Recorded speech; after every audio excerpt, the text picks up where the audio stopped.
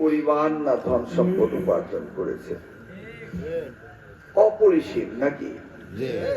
আমাদের এখানে সাবেক যে মন্ত্রী ছিলেন, সাবেক এমপি ছিলেন ডক্টর মহিউদ্দিন খান আলমগীর, তিনি প্রচুর সম্পদ রেখে গেছেন, জাননি? Kachua cold storage, petrol pump, বাড়ি, জায়গা, জমি, বহু কিছু রেখে গেছেন। ঢাকাতে ওনার বাড়ি, ব্যাংক, ইউনিভার্সিটি, শিপিং বিজনেস, কি নাই ওনার, মেডিকেল কলেজ, সবকিছু রেখে গেছেন। কিন্তু উপভোগ করতে পারছেন? এই কথাটি মনে রাখতে হবে।